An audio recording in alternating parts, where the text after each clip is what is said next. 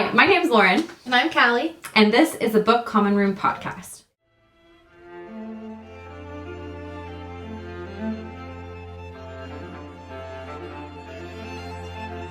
Welcome back to the Book Common Room podcast.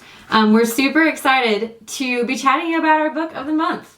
We are doing Frankenstein by Mary Shelley. Woot woot. Get into the Halloween spirit of things, I guess. Ghost stories and whatnot. But we're super excited. Once again, the structure of these videos is we'll introduce the book without any spoilers, and then our next episode will go into the book and obviously have spoilers. Yeah, so for this episode, we're thinking of going through Mary Shelley's life a little bit, who she was, and then because it is Halloween, yes, we're going to share a couple scary stories. Lauren has found one that is very of the topic of the time. I found kind of a more random one just to get us in a spooky mood, but yeah, I'm very excited. I know, we're super excited, and I don't know, I feel like Frankenstein has been something that I've heard every now and then from unexpected people, people that are engineers that are oh, Frankenstein's one of my favorite books. And I'm oh, well, I mean, maybe that does make sense, but it's very accessible. Yeah. It's not very long. The edition I have, I think, is it's 220 pages. So it's not very long. Yeah. Yeah. The language isn't all that hard. I mean, it was written in 18... Oh, when it was written? It was 18... So, no, you're good. So I'm actually, let's double check on I have the 1818 text. Okay. That's when it was published, I believe. Okay, so it was published in 1818, so it's still, they talked differently back then. Yes. But even for the time, I would say it's very accessible. I think so. Yeah, it was published in 1818, but it was in the works in 1816, which we'll get into. Yeah. But it is super accessible, and I'm trying to remember what the academic term is for the style of Mary Shelley's writing, but it was different because, I don't know, Mary Shelley is surrounded by incredible writers in her life.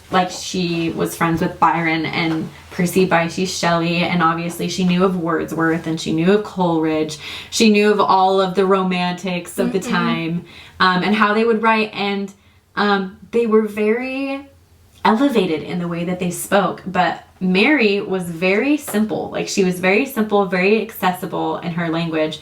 And it's funny because Percy would go back, her husband, eventual husband, would go through her writing and edit stylistically to make it more elevated, how they would speak.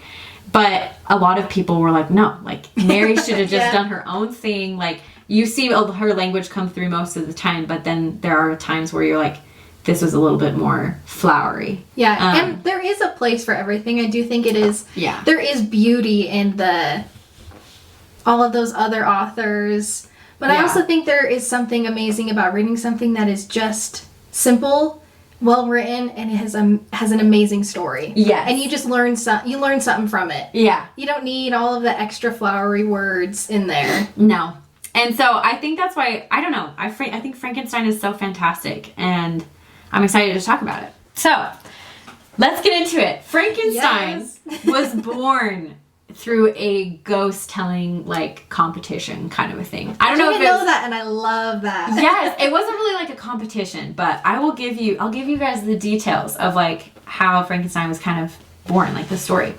So, it was a couple of friends. Mary Shelley was on vacation with Lord Byron and his friend, what was his name?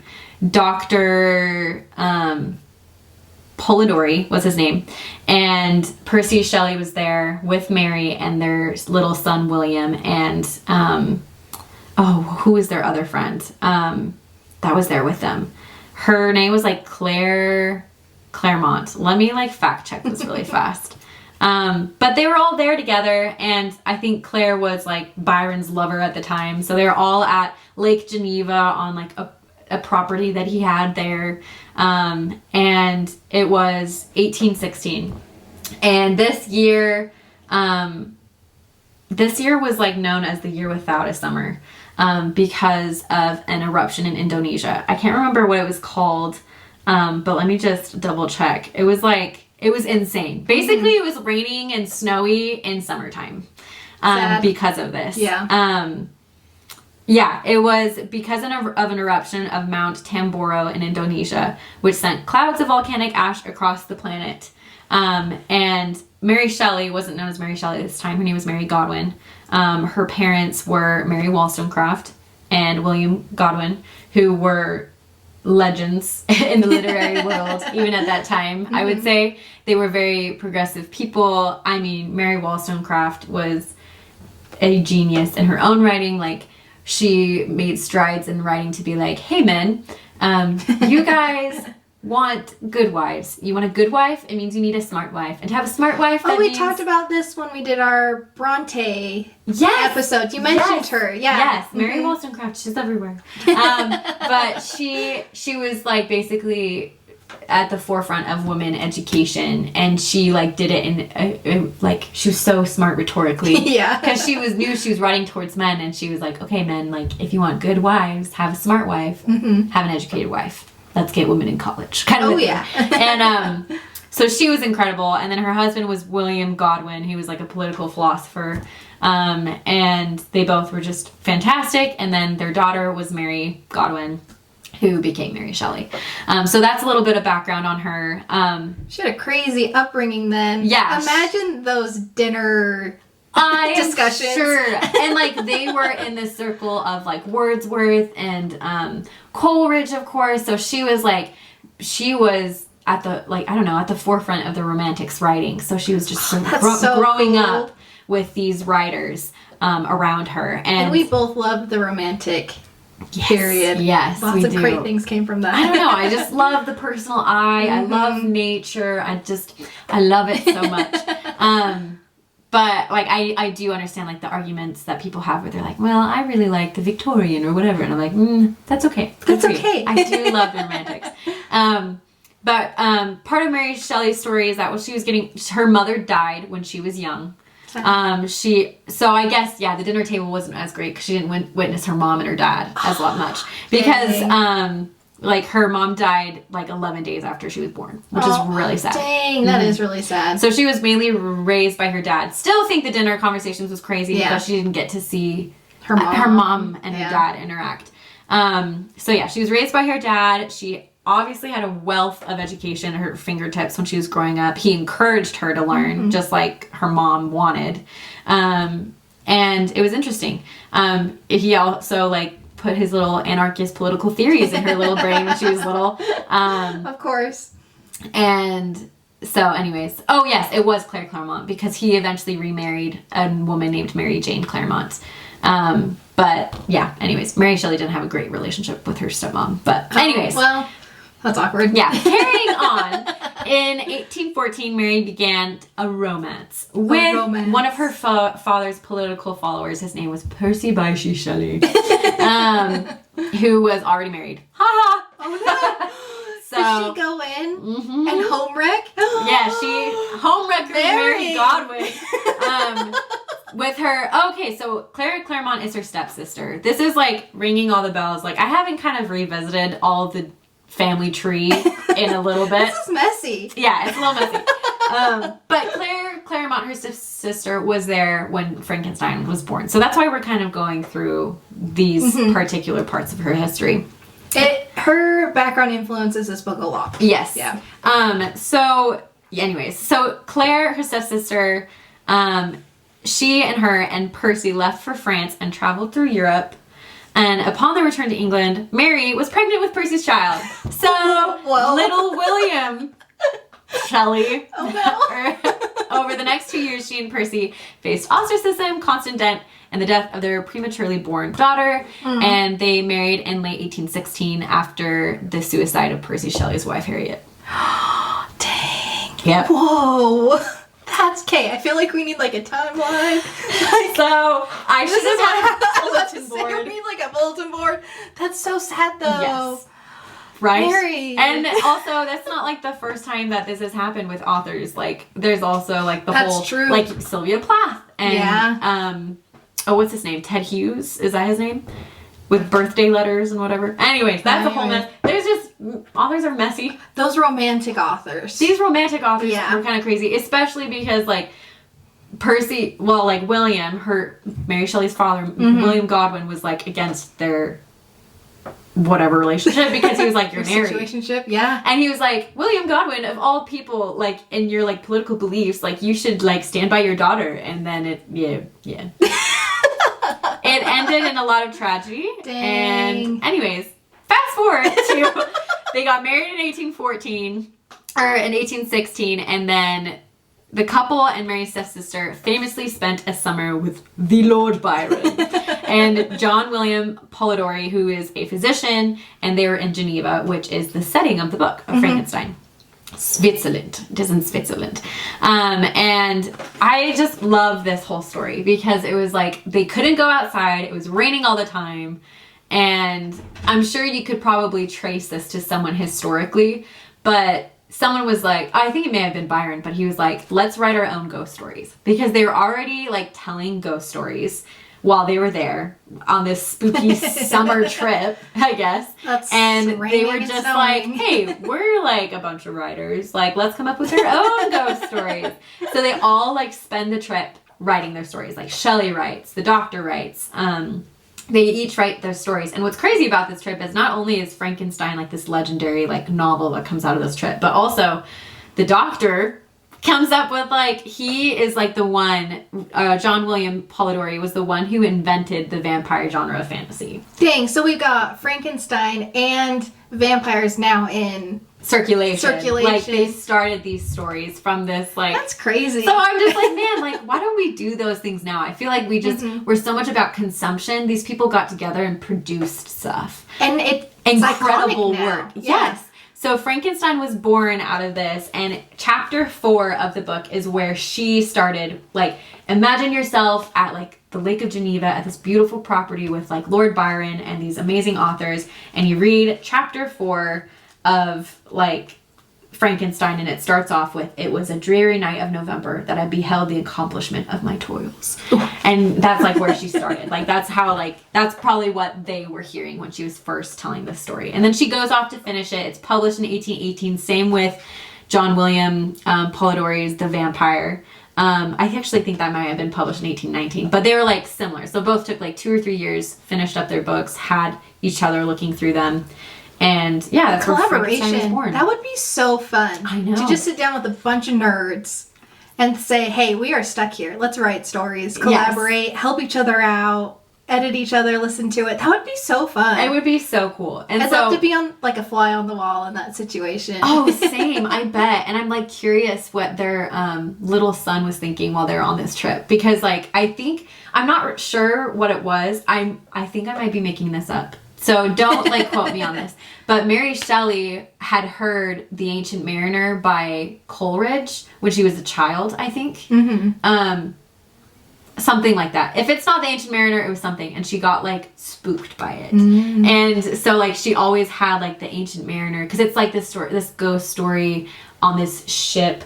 And it like always was like in the back of her mind. And that's why you see it cropping up in Frankenstein. Like you start on a ship. You open up on a ship. On a ship. The Ancient Mariner was like something that was like on the back of her mind, in the back of her head, I guess, while she was writing this. And so there are moments where like she'll put in the footnotes like, well, I guess it's not her, but we put in the footnotes that she's referencing like The Ancient Mariner.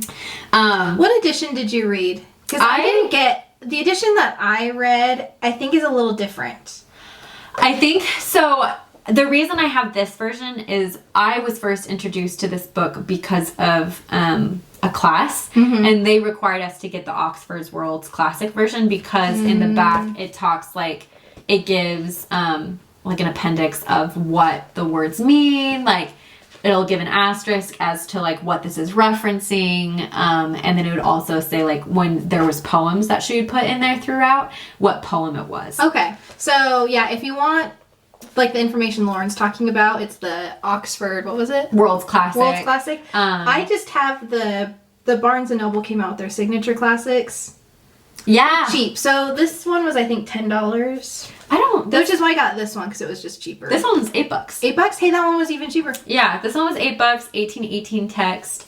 And I really liked it because it gives a really good preface and introduction of the book. Goes into even more detail than we could give you. But if you're just really curious about like the story, because Frankenstein is very fascinating. But anyways, that is The Birth of Frankenstein. That is a little synopsis on Mary Shelley. Incredible writer. I love how accessible her writing is. I think it's more accessible than the Bronte's writing. Oh, 100%.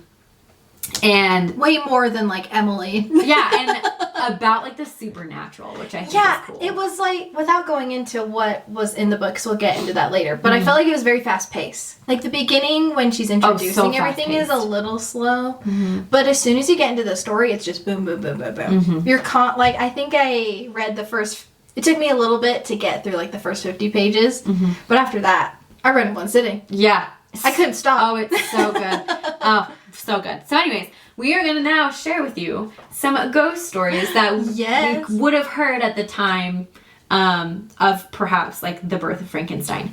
I kind of wanted to go a little more literary route with it. I wanted to share Tintern Abbey with you guys. And it's not like it's a straight up ghosty ghost story, but it is based off of a place where lots of ghost stories have come out of.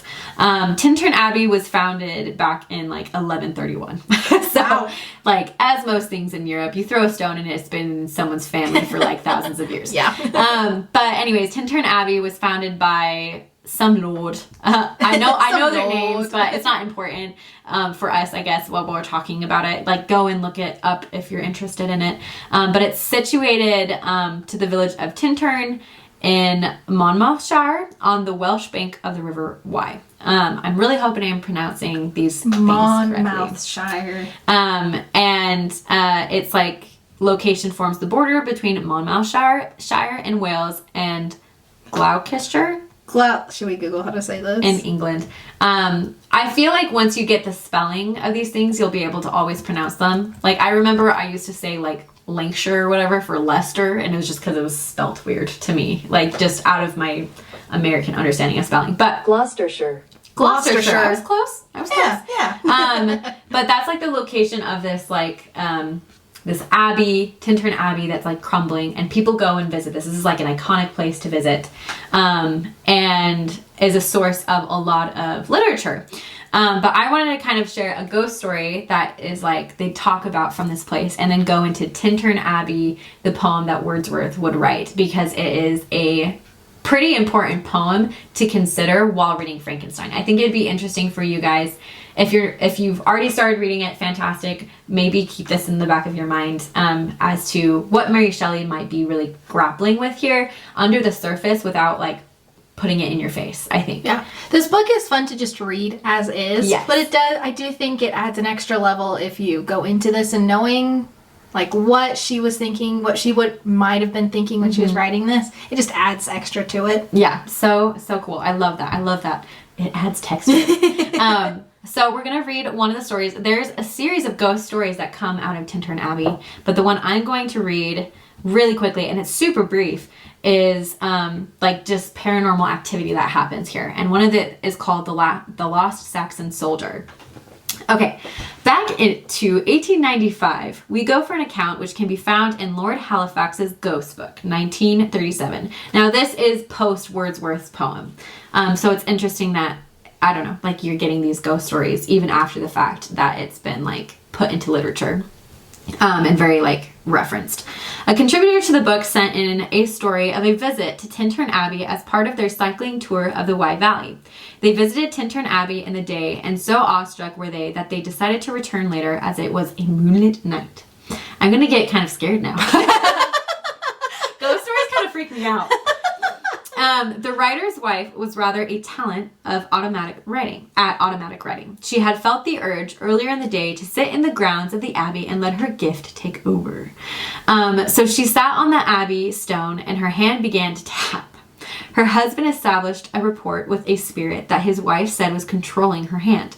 3 taps for yes, twice for no. The couple began to communicate with what they believed to be a spirit with a long, drawn-out asking of yes and no for each letter of the alphabet. It eventually spelt out a whole story. It transpired this entity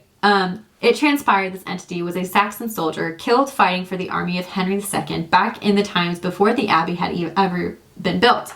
The spirit had been trying to communicate for many centuries with the living because he needed help. He had been buried without having mass said for him in an unmarked grave on the site surrounding the Abbey. He assured the couple if mass was said for him, he could rest in peace.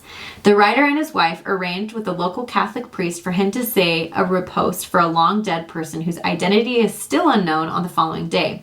When returning at night, again by moonlight, they received a message of thanks from the spirit with more hand tapping. He asked for mass to be said for him 2 more times, and then he would be at peace forever. The Catholic priest took on this task, it was reported. Nothing further seemed to happen until 10 years later. 2 ladies who said they had psychic abilities visited the Abbey. While holding a seance, that's how you pronounce it, right? Yeah, seance. A message was tapped out again, using rapping on the table. Very many thanks came through, and then very many thanks for the 2 masses said. The ladies reported they could see in their mind's eye a bearded middle-aged figure dressed in strange gray materialed clothing standing behind visitors in the Abbey. Was this the Saxon soldier returning to give his thanks when he found some more living people he could communicate with? Question. But there's a series of like ghost stories that come from this place. Wait, you just ended there? Yep. What? I know. What? Like, they saw the man and he just thanked them, and now he's just able to be at peace. But it was just like this crazy thing where like spirits are like somehow like this veil between ghosts and spirits are like so thin at the Abbey. Because there's like other stories of like the guardian night of Tintern Abbey, Christmas ghosts at Tintern, just like paranormal activity. Like one of the ghost stories was even like these boys go and they dig up and they find 2 like skeletons, and then they get like cursed by like uprooting the dead kind of a thing. We'll link that website down below where you can go read those. Yeah. But I think these stories were collected like into a ghost story book that's referenced in like I think it's like this article. They might even have a podcast called Weird Wiltshire or something like that, but they like talk about ghost stories, hauntings, history, legends, superstitions, supernatural stuff. But it was really interesting to find these ghost stories especially when like there's this famous poem I read because of school from Wordsworth called Tintern Abbey. And it's not so much about like, I don't know, ghosts and stuff, but it does grapple with things that Frankenstein grapples with. So we're going to transition to Tintern Abbey, which is fantastic. I think it's actually called Lines Composed, a few miles above Tintern Abbey on revisiting the banks of the Wye during a tour, July 13th, 1798 by William Wordsworth. It's a long name. It is a long name. And this is like a long time before Frankenstein. Yeah, 1798. Yeah. Versus 1816. So I guess not like forever long, but there is quite a gap between these. But it's interesting because like, you know, that, I don't know if this is important for Mary Shelley to work into her writing. Okay, here's the poem. 5 years have passed, 5 summers with the length of 5 long winters.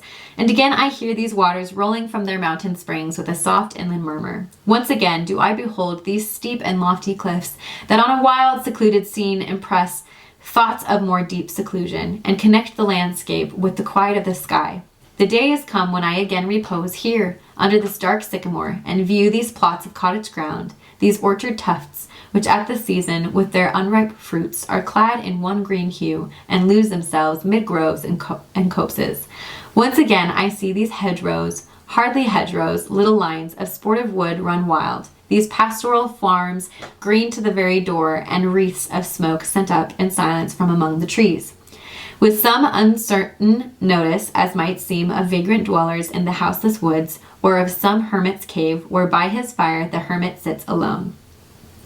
These beauteous forms, through a long absence, have not been to me, as is a landscape to a blind man's eye, but oft in lonely rooms, and mid the din of towns and cities, I have owed to them, in hours of weariness, sensations sweet, felt in the blood and felt along the heart, and passing even into my purer mind with tranquil restoration.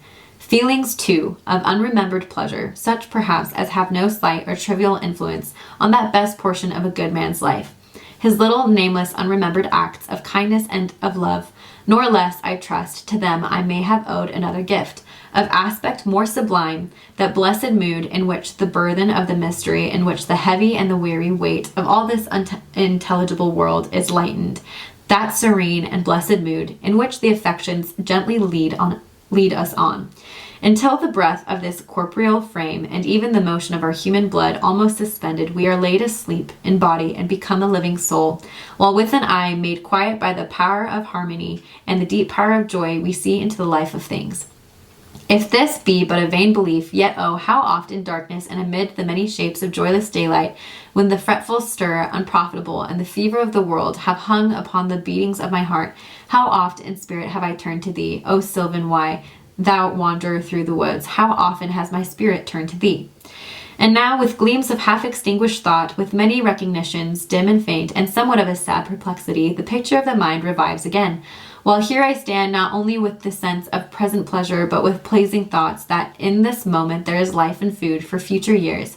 And so I dare to hope, though changed no doubt from what I was when first I came among these hills, when like a roe I bounded o'er the mountains by the sides of the deep rivers and the lonely streams, wherever nature led, more like a man flying from something that he dreads than one who sought the thing he loved. For nature then, the coarser pleasures of my boyish days and their glad animal movements all gone by, to me, all in all, I cannot paint.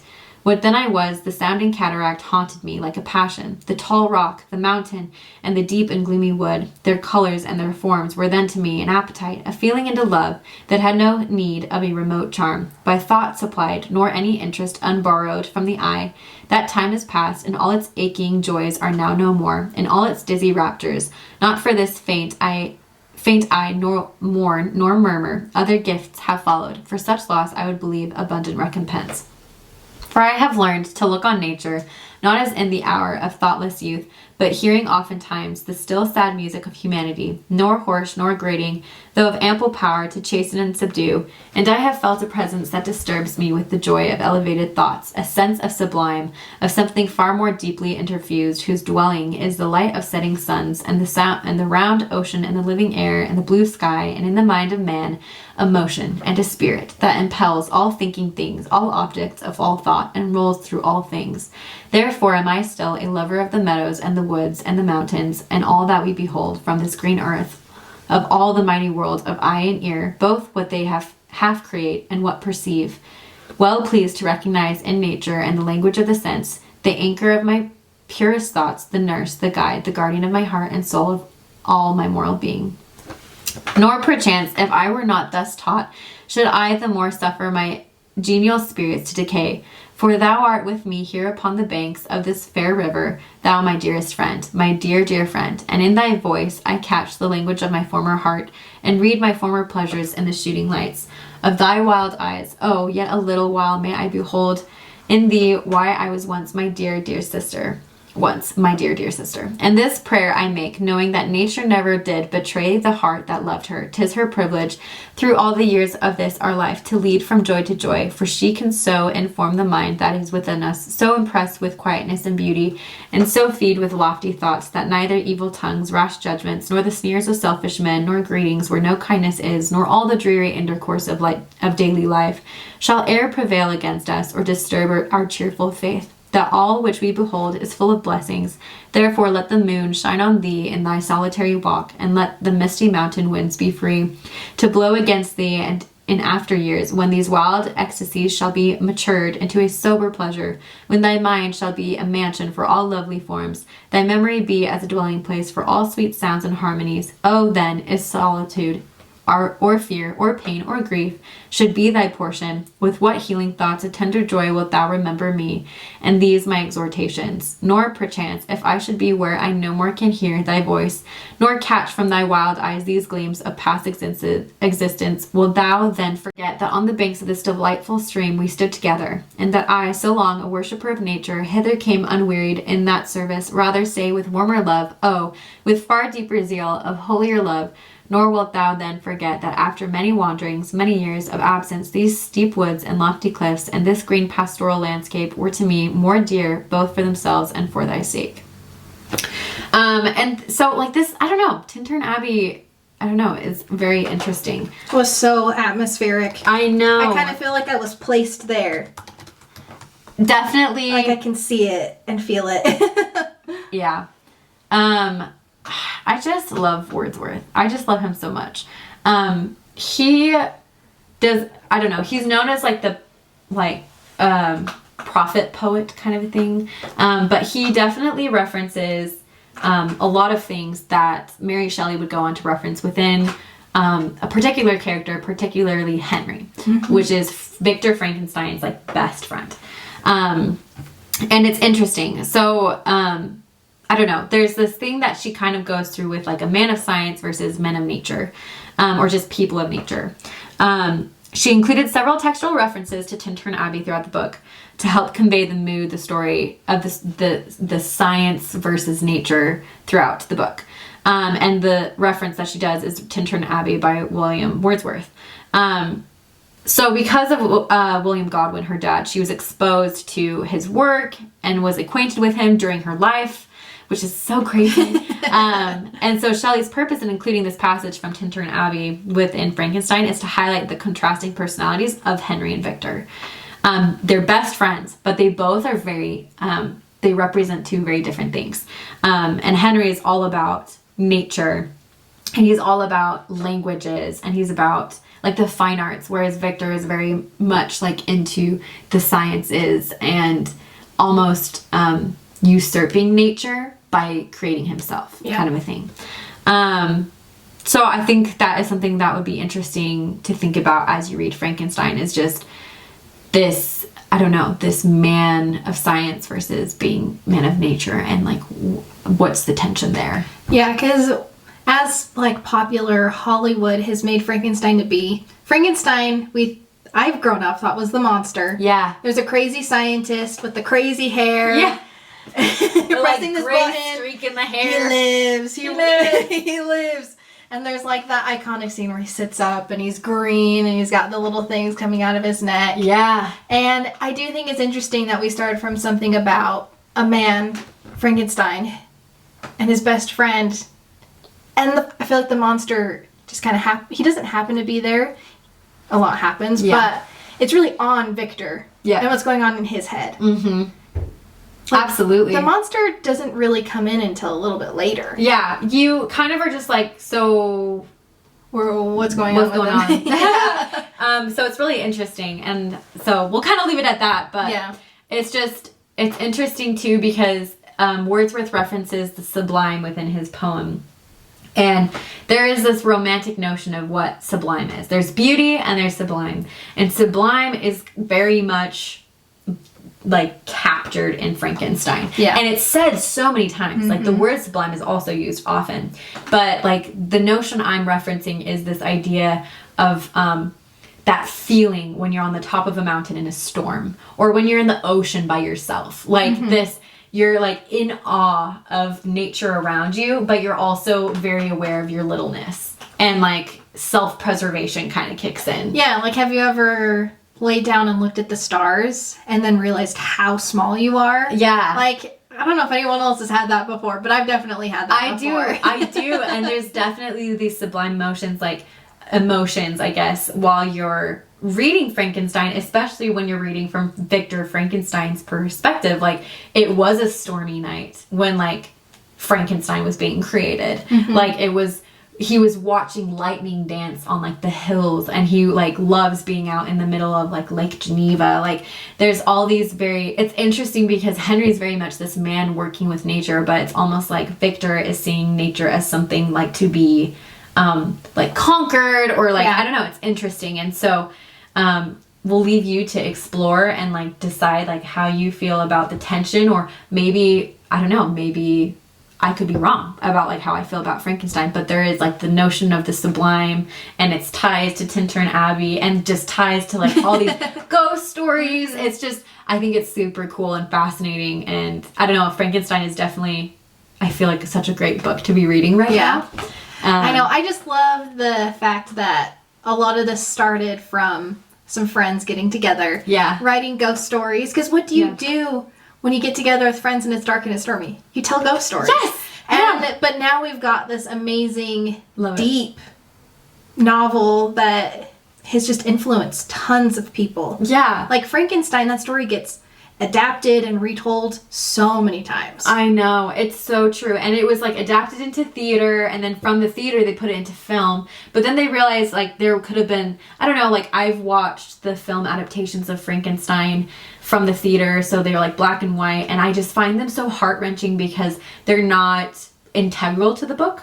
And so you're getting, but there are like, I don't know, themes that are similar where it's like man versus monster, and also like who's the real monster. Yeah. How do you feel about them, like Hollywood, hijacking this basically and calling Frankenstein the monster? I don't know. And like not even, like you don't focus on the scientist. I don't focus know. on the monster. Exactly. I think I didn't love it at first when like cinema was like kind of beginning to get traction. Mm-hmm. But then they've tried to almost like backpedal because they came out with like Mary Shelley, which has oh my gosh, Elle Fanning. Mm-hmm. She's Mary Shelley. And then they made Frankenstein, but it's to reference Dr. Frankenstein, and it's Daniel Radcliffe. So I feel like they kind of backpedaled to be like, oh wait, you guys remember like Frankenstein is the doctor, and we're like, not Scooby-Doo having the Frankenstein run after you. Yes, and also like the monster is one of my favorite characters in the book.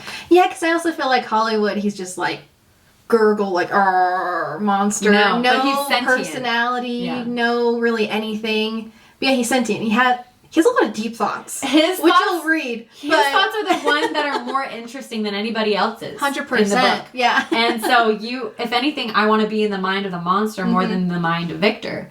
Because I want to know like more of what he's thinking. And so I'm really excited for you guys to read this, to chat about it, put things in the comments, thoughts, because I reread this, and rereading it, I kind of just was overwhelmed with like fear and pity and like all these emotions that I'm just like, oh my goodness, like it's just incredible. And man, like what are we doing? Like I feel like the scary stories we share are like just supposed to be horror inducing, but these ghost stories had substance. Yeah.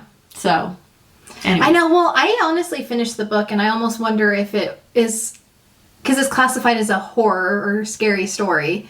Yeah. Or is it more science fiction? That's such a good question. Because there are some spots where I was creeped out, but I've definitely read science fiction books where there have been creepy stuff.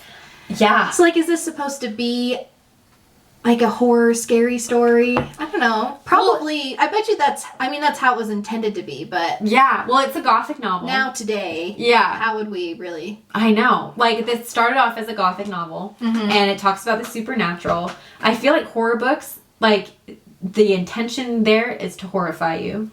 I'm thinking like Stephen King. When I think of horror, I think of Stephen King. Like, how can we make this as horrifying and scary as possible? Yeah, but then there's like the term of horrifying. Like, there's the horrifying where it's like, I can't sleep without the lights on. Yeah. And then there's the horrifying, like, Oppenheimer that came out, That's film. True. Where it's just like so this book is called Frankenstein, or the Modern Prometheus.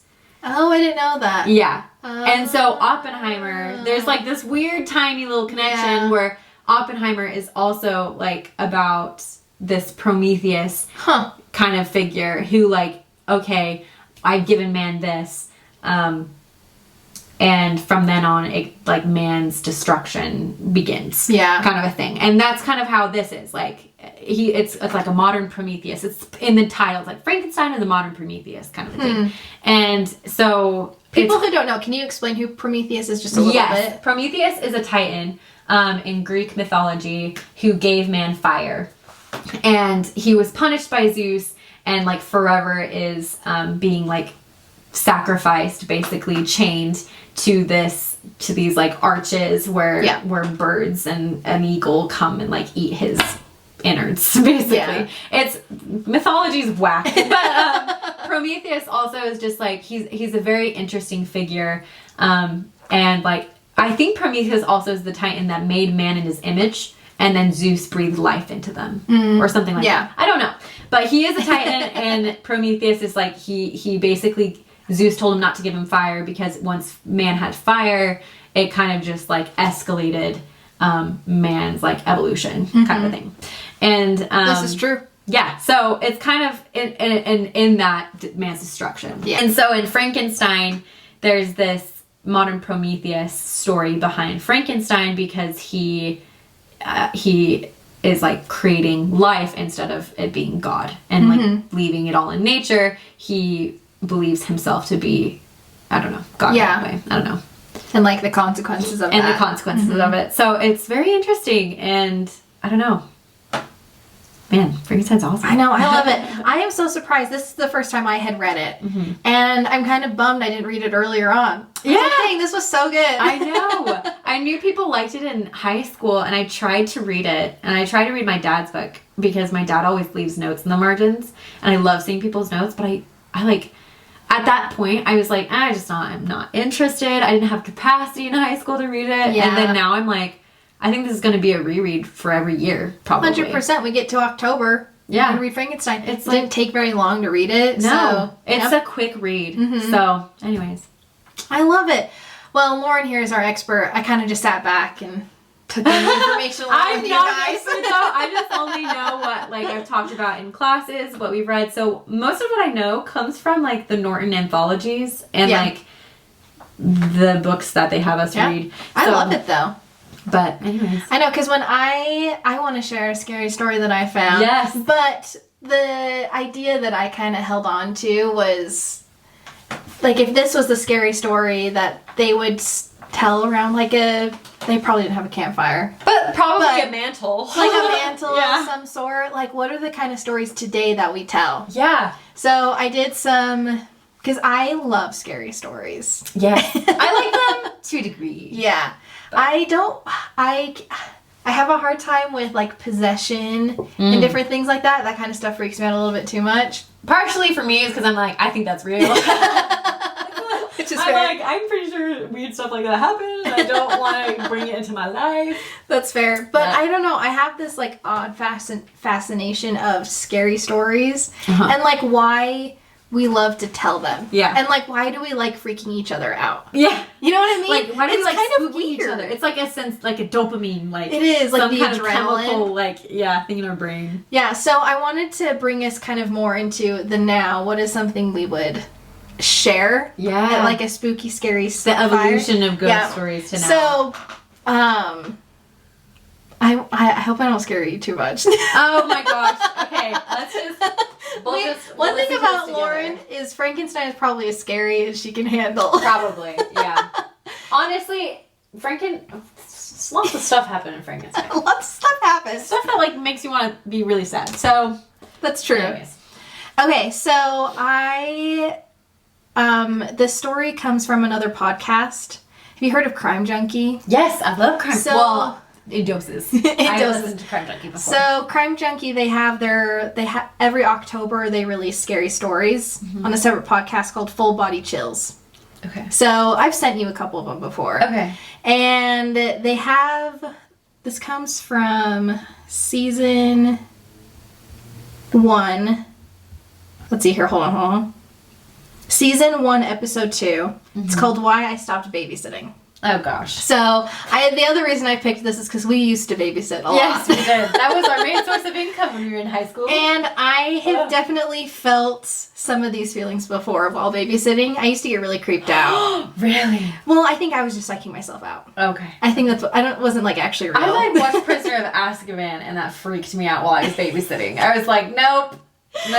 Anyways. Okay. So this isn't too long, but and the story is by. Oh, I'm going to butcher this. Eleni Vasilidis. Okay. I'm going to link it, give her credit down, like, in the caption. Okay. So, this is a story from my babysitting days. Around 5 years ago when I was 15 and desperate to save up for a car, despite not even having a learner's permit at this stage, I would babysit for family and then family friends, and then pretty soon word of mouth was getting me calls from people I had never met before. People want to hire a babysitter they know won't just sip from the liquor bottles in the cupboard and invite their boyfriend or girlfriend over. I was a very patient teenager, so good with kids, and far too chicken to ever properly snoop around people's houses, rifling through cupboards or bedside drawers. I definitely used to ruffle through cupboards. Really? I don't. That's probably horrible of me, but I'm a nosy human being. That's okay. Anyways. And I had only ever been drunk once before and hated it so much it put me off alcohol for a good while. I was the ideal babysitter. So anyway, one Friday I get this call from a couple who heard about me from somebody they met someplace, I don't know. They asked me if I was available for Sunday night.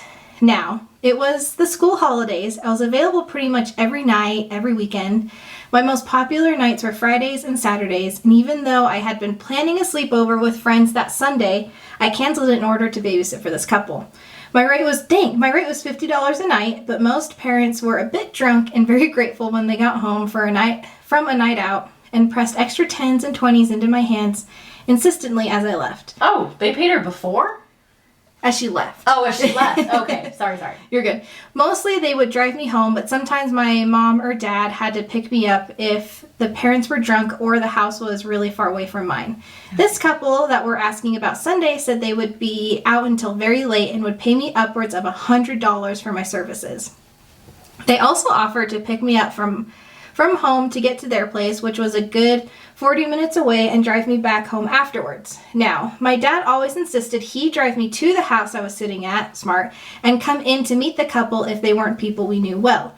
Sunday was no different, and so after telling the couple I'd be dropped off at their place by 6, I got set for the night. I never brought homework because back then I was a good little nerd and always did it as soon as I got it. Oh. What I did bring was my book, The Secret History. Oh, if you haven't read that book, you have to read that book. That's a good one. A good read, but slightly creepy. Okay. I've definitely done that before. I brought like a scary book with me and freaked myself out. Yeah. Oh my goodness. And a bag of Jaffas in case there wasn't any nice food there or they didn't say eat whatever you want. So we leave and my dad drops me at the house, waits for me to knock on the door of the little flat. This must be like in England. With the nice roses in the front garden and drives off when it opens. So anyway, this old lady is standing there and she goes, "Can I help you?" And I told her who I was and she looked totally baffled. When a man runs up to us about 40 and sort of good looking, kind of like Alec Baldwin, that didn't age well, but thinner and sharper featured. "Sorry, my wife gave you the wrong address. Thank goodness I didn't miss you," he says, gesturing to his car. "Sorry, miss," he says to the lady, and goes inside like, what the heck is going on? Red flag, red flag. We used to live there. This is the dad speaking. "We used to live there and my wife always forgets our new address," he explained. Now this, looking back, was suspicious, and if I hadn't been so naive, I would have called my dad and noped all the way back home. But he was sort of charming or something, and I was naive, so I got in the car. We drove for about 15 minutes, and he sort of asked about general stuff, school and that sort of thing. When we got to the house, which was the nicest house I have ever seen, super modern, sort of angular architecture, amazing garden, the wife, who was thin and really pretty, was outside waving. She apologizes and same story, blah, blah, blah, and we go inside. "Our little angel is asleep upstairs," she goes. "Please don't wake her up and just stay down here unless she cries. She's a very light sleeper, you see, and will be very upset if you wake her. We'll be up till dawn, really. In that case," she said, and I was nervous because the house was nice and they looked all rich. Sort of well-groomed maybe, and here I was in my grubby runners and my messy hair in a ponytail. They were very dressed up, and after showing me the living room where bowls of chips and lollies were sitting out, they left, after once again telling me not to wake their daughter. Now, I found it strange that they hadn't introduced me to their child.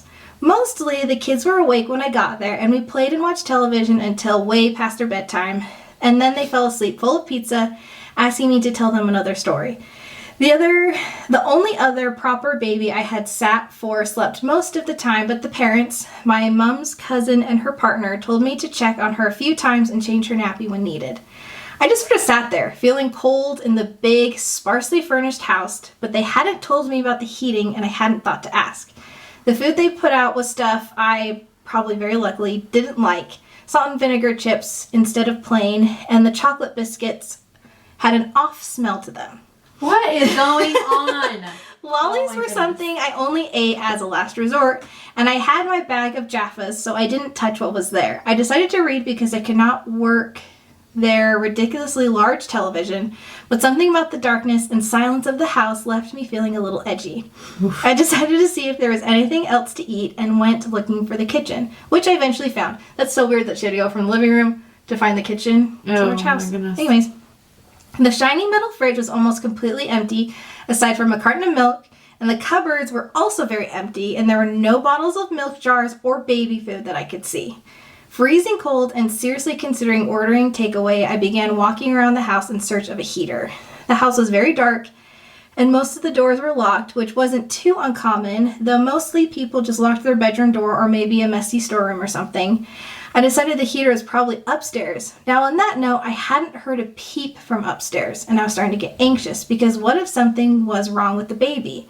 I always checked up on whoever is babysitting as a rule about every 20 minutes. Yeah, that's awesome. Who doesn't? It's a Right? freaking thing. You don't want them to like suffocate or like. There's not like a monitor for her to watch or anything either. Oh my Anyways. goodness. So I made the decision to go upstairs. Red flag, red flag. Oh my gosh. First oh my gosh. weird thing. I would call someone and be on the phone with them. I'd be like, so in case I die, you know exactly what happened. Oh my gosh. Okay, first weird thing, there was a child gate or whatever it's called blocking them off, so I had to climb over. I wonder why they needed that if they had a baby that doesn't walk. I walked up and it was pitch black up there. I tried a door, locked. I tried another door, locked. All the doors were locked. Now, who locks an infant in a room like that? I started to panic and sort of realized something was very wrong about the whole thing. Oh my gosh. I decided to call my dad to come and wait with me. So I went to call him when I realized the address he had was the one from the old of the old lady, their old address, and I realized in that moment they didn't want my dad to know where they really lived. She doesn't have their new address. I started panicking and just sort of froze in the dark hallway. I walked slowly down the stairs and climbed over the gate as quietly as I could. My heart was pounding at this point. So I walked to the front door and tried it, but it had been deadlocked. I walked through the house to the back door and again, deadlocked. Oh my gosh. Oh my gosh. I was trapped in this house.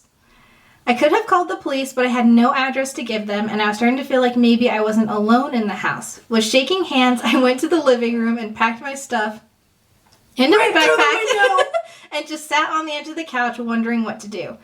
I decided to try a window or something, so I did. I tried every window. All of them were locked. At this point, I swore I heard a noise from outside. I told myself I was just being paranoid. I thought about how bad it would look if I left the baby and just ran off, but I didn't feel safe. I felt like I was going to die. So I was standing in the living room wondering what the heck to do when I heard a faint clicking sound, the sound of a door being unlocked. The back door. I just froze, ringing in my ears, liquid stomach. I heard footsteps walking through the house, and I crept shakily into the dark kitchen and then through to the laundry. Are you okay? I crawled into one of the big cupboards next to the washing machine and sat trying to control my breathing and trying not to be sick. I heard the footsteps walking through the house and muffled voices. When the footsteps reached the laundry and stopped, I thought my heart would pound through my chest. Oh my gosh, this is horrible. She must be upstairs, the man's voice said, and I heard the footsteps walk away. I was sure the wife would be waiting outside the cupboard with the kitchen knife, but I opened it anyway, and she wasn't. I heard them walking upstairs and crept quickly through the house. I opened the back door and ran, hearing it slam behind me and know they would be after me. I didn't even look back. I just ran through the front garden, down the driveway, and I climbed over the gate so quickly I scraped up my legs but didn't stop running. Adrenaline works wonders even on me, the fairly unfit teenager. When I got to the nearest main road, I called my dad hysterical. Every time a car drove past, I ducked into a yard or under a tree because I was sure it was them. When my dad arrived, I told him the story. I have never seen him go so white, like a sheet. He was like this little girl, almost just got murdered. We went to the police and everything, but I hadn't even stopped to look at the street name when I was running away, so I had nothing to give them other than a description of both of them and their very fake names. They didn't even track down the couple either, even though they drove me around the suburb for hours trying to help me remember the house. I couldn't. I had been too scared. It had been too dark. How I wish I had been more observant. What scares me most was that they had my phone number, but unsurprisingly, I never got a call from them again, as I changed my number the next day. And I haven't babysat since. Well, I say I never heard from them, but now that I think about it, there was one call, maybe a few months ago actually, an unknown number of course. When I picked up the phone, all I heard was a baby crying on the other end, but not a real baby, a fake crying, like one of those dolls you buy. I'm guessing and hoping it's just some prank caller messing with me. Oh my gosh. So who knows? Were they trying to kill her? Probably. Well, like, they didn't be like, hey, we're home. They came through a different part of the house. Back door and just started looking for her. Creepy. Oh my god. Weird. That creeps me out. Y'all gotta be careful, okay? You gotta be so careful. You gotta be like, it was good that her dad does that, but the fact that they gave her a different address so that he didn't know where to, like... Yeah. Also, but the dad should have waited till she went in and, like... He just left as soon as she walked out of the car. Yeah. I'm always, like... My parents were always, like, if they dropped me off, they waited until, like, I went into the house. Or things like that. But it's just, like, oh my gosh. People need to be careful because... People do need to be careful. But it's interesting, those scary stories. I feel like ghost stories and legends and, like... I don't know, like, you know that one... There's, this sounds kind of, like, off topic, but it's in the theme of, like, ghost stories. There's, like, this one...